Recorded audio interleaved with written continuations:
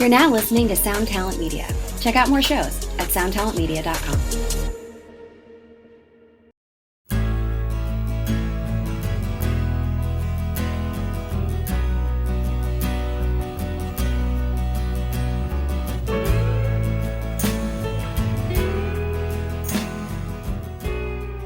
How in the world are we closing in on 200 episodes without having yet discussed Mazzy Star and their dreamy hit, Fade Into You?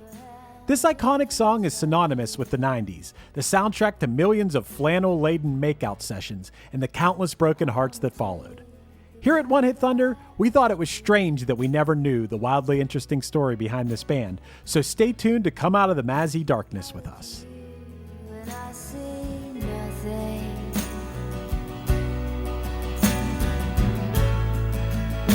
I look to you to see the truth. One hit is all you need to make the money guaranteed, and you can live off royalties forever. And it makes me wonder, is it just a wonder, or is it one hit thunder? So Matt, you're at my house. Yeah, I am. We're recording in person, and we're here today to talk about Mazzy Star. And I feel like I'm looking out the window right now, and it seems like a very Mazzy Star kind of day out there, doesn't it? It's a perfectly Mazzy Star day. It's a little rainy. It's a little dreary. Yep. We listened to a lot of Mazzy Star while eating breakfast today. Yep. I'll tell you the thing that I noticed right away. Because we started with Fade Into You. Right. And then we kind of let the rest of the album play. And I don't think that the album is bad per se. I'm a fan of the style that they're trying to do, which is just kind of like folky singer-songwriter stuff. But Fade Into You has such a shoegazy sound to it, where it's like, it's not just the acoustic guitar and a vocal. You have like that slide guitar playing in the background, and there is this very like dreamlike quality to it that I felt like a lot of the other songs were lacking. Like the other songs felt way more stripped down as just like vocals and a guitar. Yeah, I think Fade Into You is the memorable song. Yeah. And they seem to have a pretty big following, and they seem to be pretty critically acclaimed.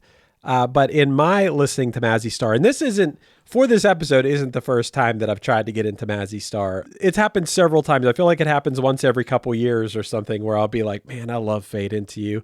And then I'll put on the whole album and be like, well, I just like Fade Into You. That's kind of where I stand with them, unless I've missed songs. But especially that album, if you like Fade Into You, you might like the rest of the songs, just maybe not as much. I had a thought when I was doing research for this, because the album that this is on came out in 1993, which is, not the exact reason why we decided to do Mazzy Star, but it doesn't hurt that we're going to release it during the 30-year anniversary or whatever. But the song didn't peak until a year later, in your favorite year, 1994. It's an incredible song. I mean, if this is a show about one-hit wonders, then, I mean, it's probably, I don't know. I don't think it's crazy to say it's in my top 20 favorite songs of the 90s. It's absolutely amazing. And especially if you're feeling sad, it's like very comforting. I know it was used in tons of movies and stuff. Yeah. It's like a perfect soundtrack song. Perfect rainy day song. Yeah. Well, my question for you was going to be, let's say hypothetically, Punchline decides to do songs from 94 Volume 2. Are you going to would you push for Fade Into You to be on that? Probably not. I don't think we would do it much justice. I guess there have been covers of this. Yeah, apparently they said, we watched a video, they said Miley Cyrus did a cover of it. They said Dinosaur Jr. did a cover of it. Yeah, I kind of think the song is perfect, and I wouldn't know what spin you could put on it. The only spin I could see putting on it would be something like really leaning into the shoegaze and making it heavier and dronier, but you would still need, the Hope's vocals on it are such a big part of it. Her delivery is such a big part of it. I have a hard time picturing it with someone else's voice on it. Yeah, I feel like it would have ultimately just come down to like the punchline version of this would essentially just be a note for note cover, but with Steve's vocals. Like, it's like, why would you want to like? It's like, why would you want to mess with what is already a pretty perfect formula for a great song? Yeah, no. This, I don't think we would do a good job of this one. I mean, I'm sure we would play it fine, but I don't know what you can do. I think a lot of times when you do a cover, now, man, I probably should have listened to Miley Cyrus's cover and Dinosaur Jr.'s cover, and there were other ones. Kelly Clarkson, maybe? I think they said Kelly Clarkson did a cover. Yeah, I guess I probably should have listened to that to see. I think a big part of doing a cover is to bring something new to it and try to make the song. I mean, I think you try to make the song better if you're just doing the bare minimum, if you're just like playing the song, then why wouldn't someone want to listen to the original? You want to bring something of your own to it. I don't know what I could bring to this song. I think it's already perfect. Yeah. Let's see. When I was trying to find out what movies it was used in, and I searched "Fade Into You" movies. Let me guess. Well, no, I didn't even get an answer. What I got, you know how Google will like be like, here's other similar questions that people have asked. One of them was, is Mazzy Star's "Fade Into You" the most overused song in film and television history? Wow. But you didn't even get a list. No, let's see. It says Yellow Jackets, but I feel like that's just the most recent usage of it. Huh. I didn't realize it was so overused, but I could see this being in like Fear or Cruel Intentions or like any of those 90s movies that have a little bit of a, I don't know, dark overtone, but they're kind of bad movies. I see so here, Flavor Wire has provided a full list of movies and TV shows that featured "Fade Into You." Chasing Mavericks, End of Watch, Fringe, Burlesque, CSI NY, Lord of War, Cold Case, Swept Away, Roswell, Starship Troopers, Daria, Angus, Gilmore Girls, Alias, Desperate Housewives. It was in Angus? I guess it was in Angus. Maybe it was at like a prom scene. Okay. It definitely wasn't on the soundtrack because I have the Angus soundtrack and I would remember that. Right. Yeah. No, I mean, that would have been a nice addition to the Angus soundtrack. I mean, the Angus soundtrack's already pretty solid, but it's got the best Green Day song and one of the best Weezer songs. What more do you need? It's a really, really good one, man. Oh, yeah. You Gave Your Love to Me Softly. Yeah. Ooh, what a jam. Well, as far as Fade Into You goes, man, is this I know it's a hit, but was it like a hit? No, man. Peaked at, so there's two sides of this. So critically, absolutely. Like Rolling Stone named it the 468th greatest song of all time. Wow. Pitchfork named it the 19th best song of the 90s. Okay. But when it comes to the actual like Billboard, like it was a number 3 alternative rock hit and number 44 on the Hot 100. Jeez. So not even a top 40 hit. But check out this top 5 when it peaked. Peaked November 26, 1994. At number 5, Always by Bon Jovi. What one is that? I don't know that one that well. Yeah, okay. Number 4, a song that comes up time and time again on this show. Can you guess what it is? 94? Yeah. Oh, geez. It's constantly in the top 5 in the 90s. Is it a Boyz II Men song? Or? No, but Boyz II Men shows up twice on this list. Oh, wow. Okay. Well, no, I don't know what it is. Real McCoy, Another Night. Oh, wow.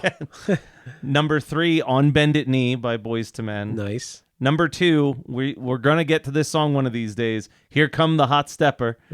Here Comes the Hot Stepper. Yeah. And then number 1, Boyz II Men, I'll Make Love to You. Okay, I was pretty good on guessing Boyz II Men there. It was a sexy time on the radio, though. You make a mixtape for a girl that has Fade Into You and I'll Make Love to You on it. Wow. Oh, you're... An On Bended Knee? Yeah, oh, you're golden. And Here Comes the Hot Stepper?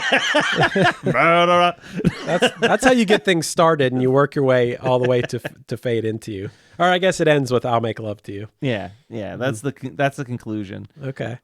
But this band was kind of interesting to me. Like we watched a video, to give away some of our research sources. I always check out to see if Rock and Roll True Stories has a video about any artist we cover. Because the dude does great research work. So, yeah. Shout out to Rock and Roll True Stories. Yeah. Yep. Work smarter, not harder, guys. I love his. I love how he uses stock video and images For everything. in the background. I mean, I respect it. You got to put something there. Yeah. I Can't like just it. be a black screen. Yeah, he does a good job. Gets a lot of quotes. I felt like you and I sat there at the breakfast table and watched his video, and It we're was like, 19 minutes long in total silence. we sat in silence and we watched it on my phone. At a certain point, I was like, oh man, this is a 20-minute video that we're just going to stare at a phone and watch. But you don't have, very rarely do you have to watch his video. Yeah, I mean, but what I took away from it, and once again, thank you to that guy for, I don't know, providing us with a lot of good knowledge. I saw that these two, so was the guy's name David Roebuck? Is that the guy's name? Roback is what I Roback? have. Yeah. Roebuck and Hope, is that I think at first they came off a little pretentious to me. Yeah. And then by the end I was like, oh no, they're just cool. They do their own thing and they're not trying to in any way trying to do whatever it takes to make a hit. Like they weren't like that at all, which is actually way cooler. Yeah. You know who they gave me a vibe of, honestly? Who's that? They kind of had like a White Stripes vibe to me. Okay. Like not in their sound or anything, but like in the, like, oh, it was rumored they were dating was like one of the things. And like the fact that it's just like, yeah, they just seem like two people who stumbled upon each other from being in the same general music scene and like just like instant where like things didn't click with previous bands. There was like this instant like, oh, we're locked in and we can like do whatever. Because again, like White Stripes, I think would be another one of those groups where maybe later records, but you listen to those early White Stripes records, they weren't trying to write a radio hit anywhere in that stuff. They were just making the noise that they thought would be fun to make, and then like unexpectedly fell in love with a girl, exploded and changed everything. It's really interesting to me that I have seen on YouTube, once again, not in preparation for this episode, just over the years, if I searched for Mazzy Star on YouTube, there's one of the top things that come up is a live performance. I don't know what it's from. It's from some sort of festival show. Yeah, they're like the outdoor performance, Yes, right? yeah. It's a great performance. It is. And I guess that Hope was really shy to perform live. She felt like these were really personal lyrics, and to a certain extent that's already was kind of weird for her. And then on top of that, especially like a festival type situation, she made note of, you got people talking, you got people drinking, you got people partying, and then you're up there spilling your guts, I guess. Yeah. And I could see how if someone's making music for the sake of expressing themselves, to get an emotion out and really putting it all out there, it's a completely different experience than someone who's like, can't wait to get out there and play live. That's the thing, man. I'm going to go up there and I'm going to put on a show and I'm going to, it's almost like a completely different art. Yeah. It's all music, but it's just a completely different thing. And I can't fault her for that. It seems like exactly the right reason to be making music. Not that there's anything wrong with making music thinking like, I want to be a huge band and I want to go out and put on a rockish show, or there's nothing wrong with that either. I mean, that's what I do. Yeah. And I don't think there's anything wrong with, and that's what probably a majority of people do. If you play music, you're like, I want to put on this great show. But some people make music as a way to express themselves, and that's it. Yeah. And there's nothing wrong with that either. It was, so I sympathized at one point. They were reading a quote from her that was essentially like, she didn't like doing the live shows because she's essentially up there like spilling these really personal stories, and she can just like hear the people in the crowd like talking and not paying attention. Sure. And I guess it's that different vibe of like when you're playing in a small indie scene where everyone's tight, they're going to give you that attention. But then when you hit a certain level, I had flashbacks to the Grateful Dead episode that we did, where it was like, you'd go to a Grateful Dead show and everyone's there to have fun, but they're there for the music. And then you have this unexpected hit where this band becomes super popular. And then it's like, these people are rolling out, not because they're a fan of Mazzy Star. They're just a fan of that one song by Mazzy Star. Or in a festival situation, they don't even give a shit about Mazzy Star at all. They're just a band that's playing before the band that they want to see come up on stage. Right. And I can see how that can be really frustrating, especially if you're like spending a lot of time like pouring out your heart into these like really sincere things of your life, and like it's like when you have to like do a public speaking thing where you've really put a lot of time into like what you're gonna say, and then halfway through you're like, no one's even paying attention to what the fuck I'm saying, and you get like almost annoyed that you work so hard on something that no one gives a shit about. Yeah, man, I've been guilty of maybe having too many drinks or whatever, and being at a show that's more of like a low key thing, and getting reamed out for talking or something like. I've been guilty of it, and there's part of me that's like, whatever, I paid to be here. But then I think that I'm gonna say it. I think I'm wrong. Yeah. I think I really get annoyed by the artists who will go up there and bitch about it. But I think that any people in the crowd who would have a problem with that are completely justified because they paid too. And I think in this situation, which I will never do that again, but I've been guilty of it. I'm not a perfect person, man. I get annoyed as a person, like, you know, I've done merch for you guys a couple times and at a few other shows. I don't want to have a conversation with you when a band's playing. Oh, yeah, like not. in between sets, like whatever. If you just want to be like, hey, that song rules, yeah, like Sure. give you a thumbs up. Don't try to like ask me about how my day's going because I don't want to scream answers at you either. It's the worst. It's terrible, man. I mean, that happens to me a lot at shows I'm playing. Yeah. If someone happens to like my band, and you know, it could be one of the opening bands are playing or whatever. Aside from the fact that I kind of want to watch the band. Yeah. It's trying to have a conversation over a band. Yeah, it's the is worst. Very hard and not fun. And it's not good for you if you're going to have to go up there and sing. You can't be like, sorry, I blew up my voice having a meaningless conversation with a stranger.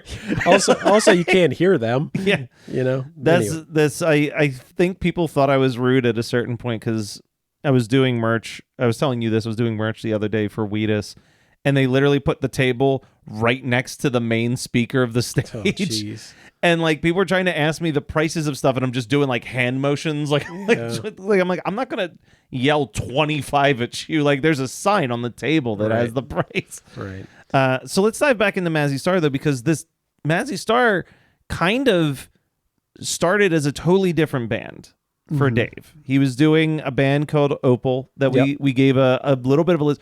Totally different sound. A little psychedelic, kind of a little more rockin' than Mazzy Star. Yeah, but then the lead singer of his group quit, and he was friends with Hope, so he asked her to fill in for the tour, and then they were working on the second album for this band, and they weren't digging the direction that it was going in, and they were kind of leaning more into this completely different dream pop sound, and I think that's when they were just like, well, fuck it, like, let's just Opal be this one album wonder here, because like to go from that immediately into Mazzy Star, like imagine if you were like a diehard Opal fan, and then the very next album by this like kind of psychedelic rock band comes out, and it's just like a girl doing like a very soft singing over top of an acoustic guitar. You'd be like, what the fuck is this shit? So like I understand the decision to be like, hey, we're just gonna straight up change the name because this sonically has nothing to do with what anybody expects from Opal at this point. Well, rewind it back a little bit there.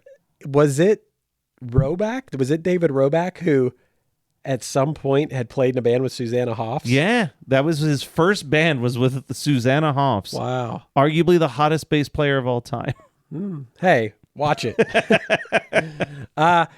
Also, I thought it was pretty wild that David Roback had been playing music or had been in bands, I guess, since the late 70s. That's what they said. Yeah, they said he was 8 years senior to Hope. Okay, but I guess I never think about, to me, 70s to 90s is such a long time. But dude, that's like saying like it's 2023 when we're recording this right now. That'd be like saying like, yeah, I played in this band in 2008. It's not that long ago. It's not that long ago. I think it's also one of those things that decades get so weird because like there's this whole thing at the end, like where does a decade end?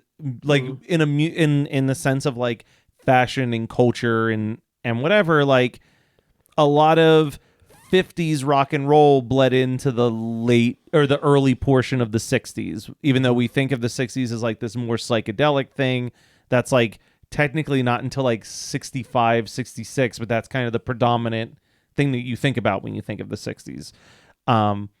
If we're talking late 70s, like 78, 79, that's like Ramones, Devo, The Knack, CBGBs, like Blondie.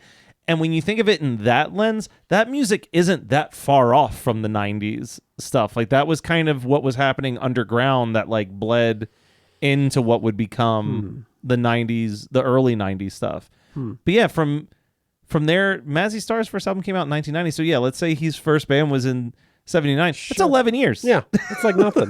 yeah, that's just, it's wild to think about time like that. Yeah. You know, that what this song was popular in 94. Yeah. My band started 3 years later. Yeah. 3 years later, that's it. It's interesting when you use certain things as like a marker. I know. Like you stop thinking about it from like the actual year and you're just like, oh, that movie was only 2 years after Jaws. Like it's like suddenly it doesn't feel as dated and old. I used that recently. I was on a podcast talking about The Prisoner, this like 1960s like psychedelic show. And I'm like, it's weird to think about that literally 4 years later they made Jaws. And like like everything looks so different from like the camera to the way things are shot. Like everything is different. Right. So Mazzy Star, all of a sudden, unexpectedly, this Fade Into You song blows up. All the way to 44. Buzz clip. I believe it was a buzz clip. It Matt. had to have I been. remember it being a buzz clip. This is Krista Makes, guitarist and vocalist for Less Than Jake, and host of Krista Makes a Podcast, a songwriting podcast where every week I'm joined by an amazing guest to break down the writing, recording, and release of one iconic song from their career. In our giant evergreen back catalog of episodes, we've had rock legends such as Dee Snider and Huey Lewis, punk rock favorites like Mark Hoppus, Fat Mike, and Brett Gurewitz, and up-and-coming artists of today such as Liz Stokes of the Beths and Genesis Owusu. We've had guests from all genres and styles of music, and I guarantee that if you peruse our back catalog, you'll see several episodes that'll make you say, man, I gotta hear that. Whether you're a fan of music or a creator of music yourself, you'll take away a whole new appreciation for the songs you know and love. Krista Makes a Podcast is available for free on all the places you could possibly listen to podcasts, and new episodes come out every Monday. What's up, everybody? I am Finn McKenty, host of the Punk Rock MBA podcast, part of the Sound Talent Media podcast network. My podcast is all about doing what you love for a living, and every week I sit down and talk to people who have done exactly that. For example, musicians like Tommy from Between the Buried and Me, Matt from Periphery, Lil Lotus and Shinigami, among many others, photographers, artists, designers, YouTubers like Glenn Fricker and Sarah Dici, and I unpack exactly how they got to where they are today with the goal of helping you do the same. So if that sounds cool, you can listen and subscribe at soundtalentmedia.com, and I'll see you there. Hi, friends. The world got you down. Don't be sad. Listen to $2 Late Fee with Zach and Dustin. $2 Late Fee is the podcast that celebrates the best decade of entertainment, the 1980s. We pick a movie and soundtrack from our youth that we loved and see if it holds up today. We also interview your favorite celebrities from that era. All in the spirit of positivity and togetherness. Check us out at $2latefee.com. People were waiting. They couldn't wait for this third album from Mazzy Star. To tide them over, they did a song for the Batman Forever soundtrack. And then Among My Swan came out, and it was not a commercial success.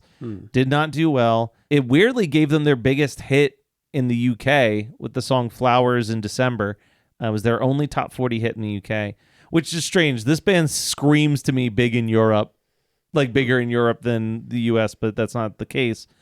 And then they were trying to record their fourth album, and it was at this point that they essentially begged to just be let go from the major label. And I actually wrote down the exact same quote that was in that video when I was doing research yesterday, but I'll read it. This was from Hope. She said, "It seems that record companies want bands to be creative because they don't know how to manufacture underground music. We could do our own thing and go at our own pace, but that changed when a major label starts wanting their bands to sell 7 million records. They had designed a formula, and suddenly all these people wanted to come into the studio and keep track of what we were doing to make sure that we were following their formula, so we got out. Wow. And I feel like that's a common complaint that you hear with literally this morning I was listening to a podcast called The Gilmore Guys, which is a Gilmore Girls review podcast, but they're doing all the episodes of Marvelous Mrs. Maisel right now. And the one dude has been, he's been at Earwolf since the very beginning. And he was talking about the politics of podcasting. Because he's like, look, there's Gilmore Guys, which was like one of the first of its kind. But now there's Scott Patterson has a Gilmore Girls watch show. He's like, we're doing Marvelous Mrs. Maisel, but Kevin Pollak now has a Marvelous Mrs. Maisel podcast. And he's like, I'm not saying that you shouldn't listen to these podcasts. I'm not like, he's like, they're good podcasts. But he was talking about how this thing has happened where essentially it stemmed from boredom in the pandemic, that these already very rich, established people have started podcasts. And he goes, it really is hurting.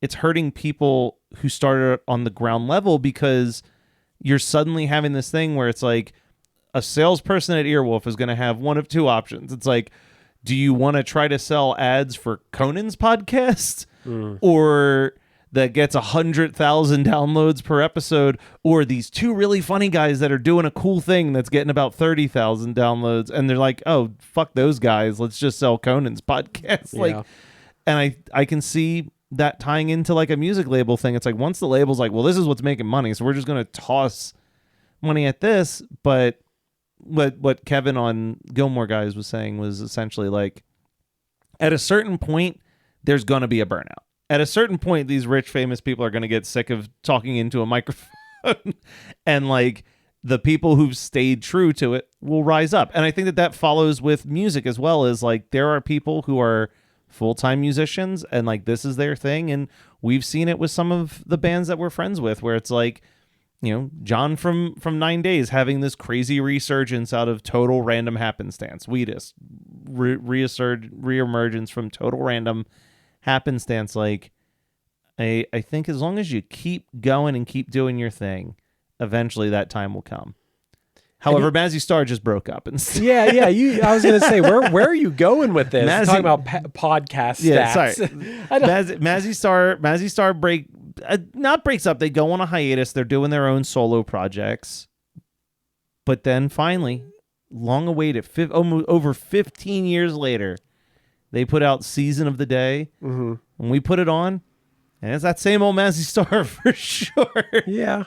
My issue with Mazzy Star, for me, this guy loves music and loves Fade Into You, is that I haven't heard another song by them that I remember, that I could sing to you right now. And I know that's not everything, but to me, that's pretty important. That in the mood that it put me in, yes, it matched the dreary day when we were here, but I don't know that that's a mood I want to stay in. If I want to be in that mood, it has to be a really good song. It has to be Fade Into You. Yeah, it has to be Fade Into You. It has nothing to do. It's not like I don't think they're good. I really thought in all the times that I've tried, every time I'm like, damn, Fade Into You is a good song. I'm going to put this album on and like run on the treadmill or clean or do whatever. I'll put this on. And every time it's the same thing where I'm like, these are just not as good of songs in my opinion. Hey, one thing I think you got to mention is that I think it was 2018 they played a show and they just turned all the lights off. Yeah, and some people walked out. They didn't like that. They left. I don't know. What would I think about that? I think I would like that. I think I might like it. I like when bands do weird shit. Mm-hmm. I remember for at least a little while, the band Cool Hand Luke used to perform with their backs to the audience. Like they would set up they'd set up the drums at the front of the stage and then the amps and then the guitarist, and it was like, all right, whatever. Like at least I'll never forget that that's what they did. Yeah. But then they put out an EP called Still in 2018, and then unfortunately Dave Roback passed away from cancer. Mm-hmm. And in my mind, I mean, maybe they'll keep going as Mazzy Star, but it really seems like Mazzy Star is Hope and Dave. Like they Right. like it, and it's I think Dave performed most of the instrumentation, so I'm curious to see if we ever get anything else from Mazzy Star, but I feel pretty confident that the band dies with Dave essentially. Yeah, Hope has seemed to collaborate with a lot of people over the years. I think Massive Attack was one Yeah, of she them. did vocals for Massive Attack and the Chemical Brothers at Yeah. one point. Yeah, So that's cool. She seems to stay busy. I mean, she's definitely got an awesome voice. when you get one of those unique voices, and I think that's the perfect spot for her. If she's afraid, like if she has like anxiety performing live, doing vocals for something like Massive Attack where they're just going to sample that vocal for like live DJ sets is like perfect for her. And she's got a great voice for a trip hop thing like that. So I don't know. Do we want to analyze the lyrics? There's not that many, but it's kind of just, it's poetry. I mean, it's poetry lyrics. Or we can, do we want to address Mazzy? So do we want to address Hope? We want to talk to Hope. We're talking directly to Hope. Man, I kind of forgot that we talked directly to the artist now. Hope, if you're listening, I know you are. I love Fade Into You. I think you're really, really good. I think you guys obviously had something really special, have something really special. I'm sorry about the loss of your friend, and I will continue to always love Fade Into You. I think that's like a beautiful song. Definitely one of the best songs of the 90s, in my opinion. The fact that the rest of the catalog doesn't resonate with me as much, that could just be my taste. I'm not a very big fan of folky stuff usually, and some of the stuff got a little folky. I don't think of Fade Into You as, I guess it is, but It's just that it's got that little extra shoegaze to it, I think. Yes, it's definitely got a lot of emotion in it. And I don't know, maybe I'll change my mind. Maybe I need a few more dreary days of putting on So Tonight That I Might See. Is that the name of the album? Yeah. Maybe I need to dive into the later albums a little more too, but I think you're great. I do think you're great. And just the fact that this dummy doesn't want to listen to the other songs, that shouldn't affect. Everyone should make their own judgment on this, I think. I think that's fair. Hope, I was fine with it. I definitely think Fade Into You is the best song that we heard today, but I want to dive into even more because I do like folky stuff. That is my vibe. I love a good rainy day record. It seems like it's a perfect rainy day record. I'm sorry to hear about Dave. It's always tough to lose a longtime friend because it's such a rainy day vibe. You know what sometimes comes along with rain? Yeah, I do. A little bit of thunder. Yeah. And I think I'm still going to give Mazzy Star thunder, even though I'm not like I couldn't tell you another song that we listened to today. But dear God, the power of Fade Into You is like an endearing, like never ending classic. And the fact that I didn't we've listened to some groups. I won't name drop groups. We've listened to some groups where like halfway through we're like, we got to shut this off. Yeah. Oh no, it wasn't. It wasn't like Yeah. that at all. Yeah, it's maybe not what I need it as like wake up music on a Monday morning, but it wasn't bad. Maybe we listened to it at the wrong time of day. Maybe we should have put it on in the afternoon. Maybe this should have been. I don't know if the afternoon or the last episode before we went to bed, like a night album. Hey, it may have been a nice thing to fall asleep to. Yeah. Or if maybe we're gonna have to try it when we're really heartbroken sometime. We'll see. That's honestly like a whole different thing. That's a whole different, and that will make you reappreciate an album that you weren't that into, but you listen to it when your heart's destroyed. Yeah. It'll become your favorite album of all time. I know, right? Hey, that could be part of the issue here is that you and I, for the most part, pretty good mood this morning. Yeah, had some eggs, made some breakfast, and we just made some breakfast, and we were like, let's get the podcasting, and maybe we just weren't in the right headspace to enjoy the rest of the Mazzy Star catalog as much as we might have. So yeah, I got to throw thunder on Mazzy Star's name as well.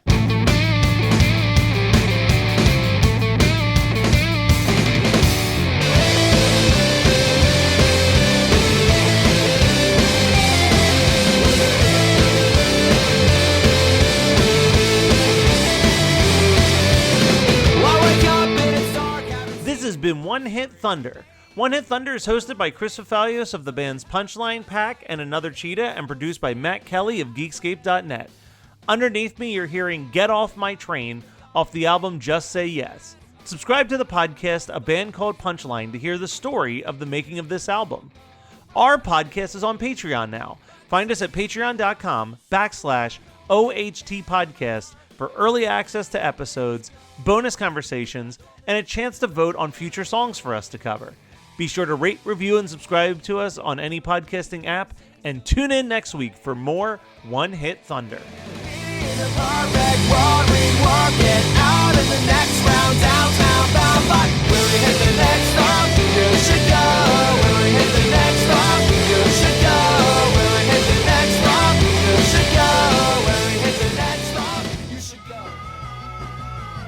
You're listening to the Geekscape Network.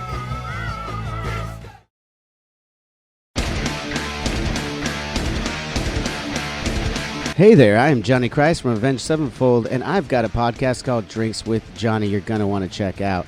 I sit down with a bunch of different people from all different walks of life, from professional wrestlers to actors, comedians, fighters, musicians, everything in between. I'm just looking to make some friends and have a good time doing it. So if that sounds like something you're into, go check out Drinks with Johnny, streaming everywhere now. Hello out there! Yes, hello out there, everyone. I'm Hal Schwartz. And I'm Flynn McLean. Together we host None But the Brave, a podcast dedicated to the music and career of Bruce Springsteen. Bruce and E Street Band are on tour right now for the first time in 6 years, and we're taking a detailed look at what's happening on stage in our bi-weekly episodes. We've also been recently joined by some very exciting guests, including rock journalist Warren Zanes and Stephen Hayden, Backstreet's Magazine founder Charles Cross, and Barstool's Kirk Minahan. If you're a diehard Springsteen fan, this is the show for you. So please subscribe to None But the Brave on your favorite podcasting platform, and we hope to see you further on up the road. Thank you so much. We'll be seeing you.